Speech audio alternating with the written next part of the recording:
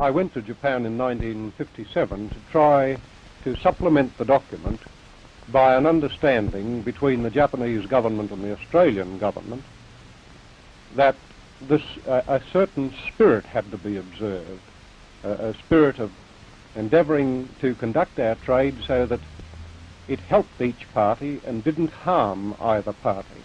And at the same time I had wide opportunities in Japan in 1957 to meet in various industrial cities, chambers of commerce and chambers of manufacturers and individual great interests, to point out that a successful basis of trade with Australia would need to involve a constant consciousness on the part of Japanese industry that its operations shouldn't harm Australian industry.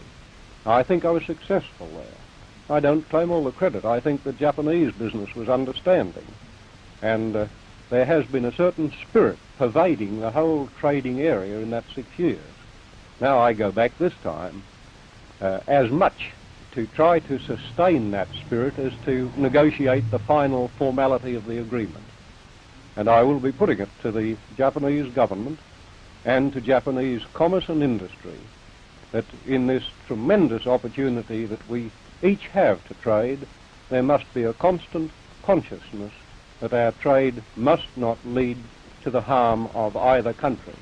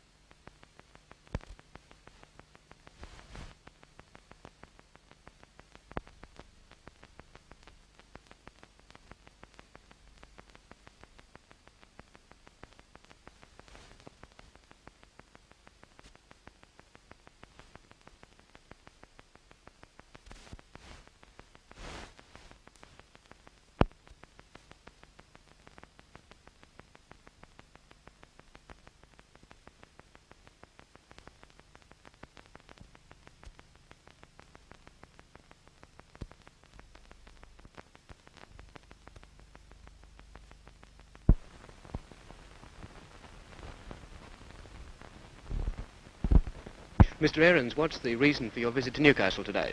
I've come up to speak at a meeting here to explain the viewpoint of the Communist Party of Australia on the differences in the international communist movement. This meeting is to be held? In the party rooms in Hunter Street. Tonight, is it? Tonight. Do you really think there's a lot of interest in this, Mr. Ahrens? Are there many people interested in this here? Oh, I'm sure there are many people interested in Newcastle and throughout Australia because the issues are so important to the future of the world. What is the strength of the Communist Party here in Newcastle? Or some 350 or so members of the party. Now, you were an official here some years ago. Has the strength varied since you were here? So far as I can recall, the party is stronger now than it was when I was here in 1950. Now, this is not true in other parts of Australia. There have been a lot of resignations recently. Can you briefly explain just what's caused all this? Well, of course, in actual fact, the Communist Party of Australia has lost about 1% of its members, and in the very period in which they've resigned from the party, more than the number of people who have resigned have joined the party. This business of the ideological differences, we assume that Mr. Sharkey is in Moscow now discussing this. He went over a few weeks ago, didn't he? Well, actually, Mr. Sharkey's visit was planned long before the meeting between the Communist parties of China and the Soviet Union was arranged. He had a heart attack. He went to the Soviet Union for his health and for a rest. No doubt he will be discussing this while he's there, though. Oh, I'm sure that he'll discuss questions with the Communist Party of the Soviet Union and other communist parties while he's in Moscow.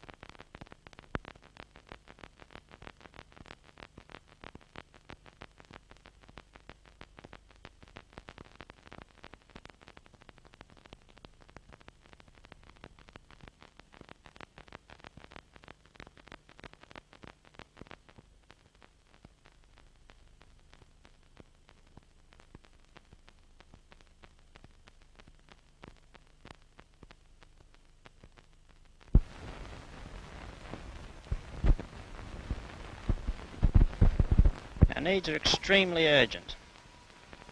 12 months ago, for example, a patient was admitted suffering from severe multiple injuries, partial amputation of one leg, crush injuries of the chest, crush injuries of the head and one shoulder. We had at the time, doing a routine inspection of our hospital, an inspector from the Hospital Commission. He helped me and the staff carry that patient into the operating theatre, where I, alone, without the help of any other doctor, had to deal with him as best as I could.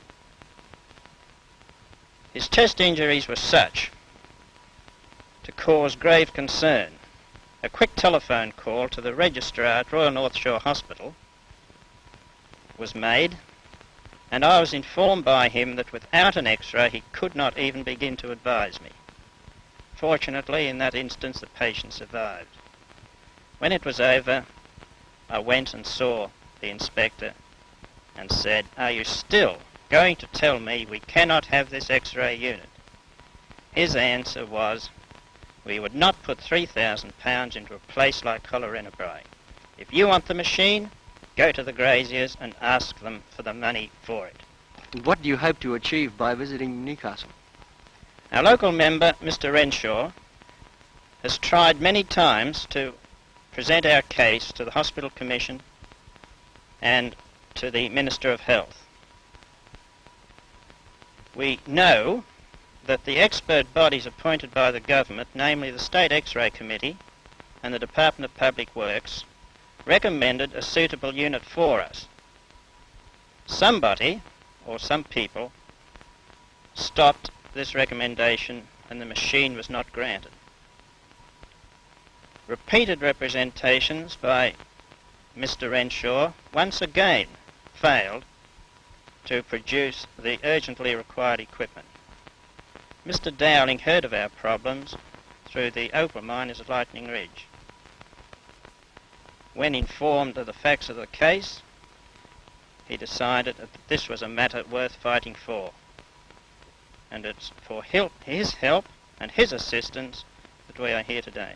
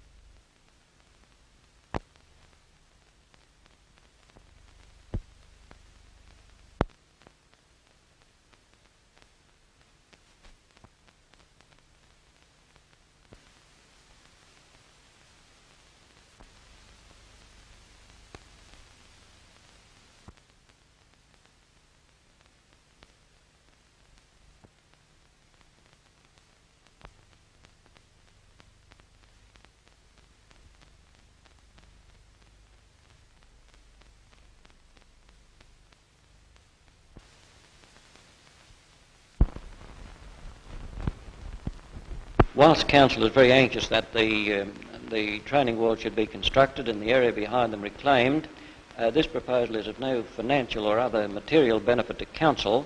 It is primarily of benefit and advantage to the Maritime Services Board. But unfortunately they don't appear to appreciate that fact and are imposing all sorts of restrictions which in my opinion are quite unreasonable. For example, they are requiring not only very stringent conditions relating to the construction of the training wall, but also its cladding with blue metal rocks of from 150 to 500 pounds in weight to be grouted in at a later stage if necessary. And now on top of that they are insisting that Council supervise the construction of the training walls and the placement of the filling behind, and also that Council accept responsibility for any future maintenance of the training walls and the area so reclaimed. As the whole scheme is beneficial primarily to the Maritime Services Board, it appears quite unreasonable that Council should assume these responsibilities for which it should not be committed in any way.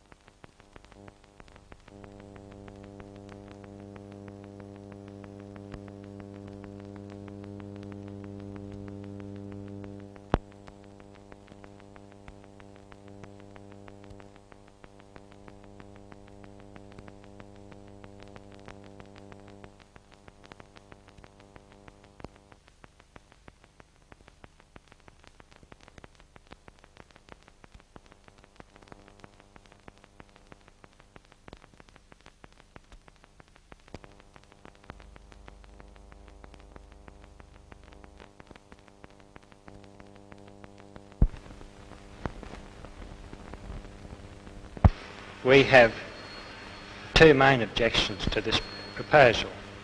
The first is that it's part of a whole civic centre development. It makes this development piecemeal. The second worry we have about it is that the proposal is based on a suggestion coming from a private commercial interest who will affect the planning of a building for civic purposes. If the Institute has an objection, it must also have a suggestion of its own. Yes, we haven't made a positive proposal which will solve the problem of the civic centre. We have simply suggested that a competition on a nationwide basis be held in order to come up with the best idea for our civic centre. This competition would take some time to organise, I imagine. Yes, it certainly would. It would take the best part of 6 months, I would say. And this must delay a start on the project. Do you think this delay is justified? Yes, because whatever we do now is going to be with us for many, many years.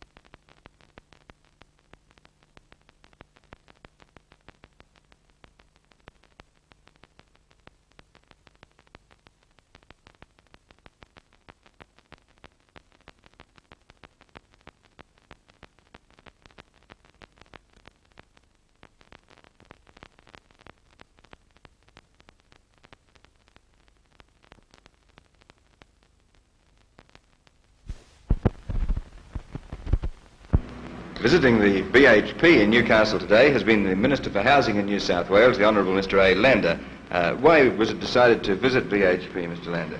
Well, my colleagues and I were very impressed by the invitation extended to us by our Newcastle colleague, Mr Greaves, and his other friends in Newcastle, his other parliamentary friends, that we thought we should see such an important industry as BHP undoubtedly is from an Australian viewpoint. So we've come here and we've had a most enlightening experience today. There was no specific event that prompted this visit, though? None at all, except the experience, which I think is more than worthwhile. As Minister for Housing, Mr Lander, you're responsible for the Housing Commission, and you've got some quite big development coming up in this area in the future, haven't you? Yes, well, we've been building a lot in Newcastle, but we regard Newcastle, of course, as the most progressive city and its surrounding suburbs. And we have plans for extending our building construction here. Unfortunately, we cannot build quite as many homes as we would like to build, but our main job at the moment will be at Gateshead West, where 157 cottages are now under construction. This estate will cover 175 acres and eventually will contain more than 800 homes for about 3,600 people. It is sewered, and it has gas and electricity, and it has provision for a shopping centre and schools and all other amenities. And development's continuing at Hamilton South too, I think. At Hamilton South, we've already built quite a few flats and aged units, but we're building 24 more flats and 15 aged units. They're under construction at the present.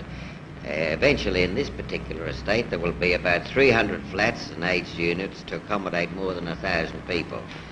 But, of course, we can't build as many homes as we would like to build because we haven't got the money to build them. We realise that Newcastle is a place that should be there should be more homes here than there are, but with the limit of finance, we've got to spread our homes over the whole state of New South Wales, Wollongong included, the metropolitan area and the country towns. So we have a program for Newcastle which we think is not bad, but is not satisfactory so far as I'm concerned. What's your waiting list like now for Newcastle? Well, we've got a waiting list of about 1,400 people, and they have a waiting time of nearly 3 years in Newcastle, which is long, but is not as long as the metropolitan people have to wait in Sydney. But you can rest assured that if Mr Holt gives me any extra money, I will see that more homes are built in Newcastle. Well, the budget introduced last night provides for £97 million from federal funds and also allows the banks to lend up to 35% of their accumulated funds towards housing. What effect do you think this is going to have, firstly on housing generally and second on the Housing Commission's operations? Well, that sounds very nice and very big, but it's only the same as last year. There's a little bit more, very little. I'm impressed a bit by this that's extra 5% that the savings banks can lend. And if they really lend it for housing, it will make some contribution, but it's like a drop of water in the ocean. At the same time in the budget, Mr Holt talked about more immigrants for Australia. Well, we know we need more immigrants, but it's no good bringing them here and letting them go back to England or Europe because they can't get a home, and that's the main reason why they go back. I was there in Europe and in England last year, and my inquiries convinced me that the chief reason why so many return, even the Dutch immigrants, and they want to immigrate badly, but the reason they return is they can't wait for a home. So the Commonwealth Government has a special duty, and so do the banks, and so do the insurance companies, to make all the money available that can be made available to put up houses which will absorb a lot of the unemployed that we have today. Now, Mr Lander, the Housing Commission in New South Wales is doing quite a lot in the way of accommodating elderly people in units for the aged. And you still can't obtain a federal subsidy for these, I believe. Indeed, sir, I'd like to say that I'm most proud of the work that we do for the elderly people. I get a lot of personal satisfaction out of that. But I regret to say that the only money I've got to build homes for the old people is out of poker machine tax. The Commonwealth will not give one penny piece towards that very worthy objective. And yet it'll give it to a charitable organisation. It'll give a £2 for a pound subsidy. Well, every state minister, that's irrespective of any politics at all, men like Sir Thomas Playford, the Victorian minister, and all other ministers, have said to the Commonwealth, please give us the same £2 for one and we will treble the number of places we have for the old people. But so far we've talked in vain.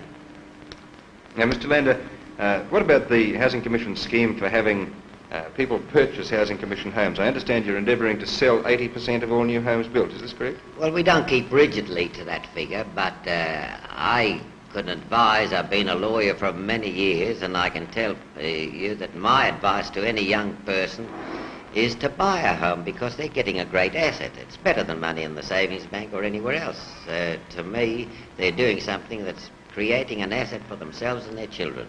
And it's such a low deposit that it's the lowest deposit that one can get anywhere, £50, spread over 45 years. So I do encourage young people to buy homes where they can. But aren't people a little bit wary of buying homes in Housing Commission areas, partially because the monotony in design of many of the homes? Well, they're very silly if they've got that prejudice. I mean, there's not a monotony. It may appear so because there are a lot of homes in a particular area. But actually, there are nearly 20 different designs in any estate of the Housing Commission. And a man's home is what he himself makes it. If he beautifies his garden and looks after his home with painting a bit of it now and then, and he can enlarge it, he can make that home worth much more money than he's ever paid for it. And it's a great asset, and I would recommend every young person to buy his home. Thank you, then. Our guest this evening has been the Minister for Housing in New South Wales, the Honourable Mr. A. Lander.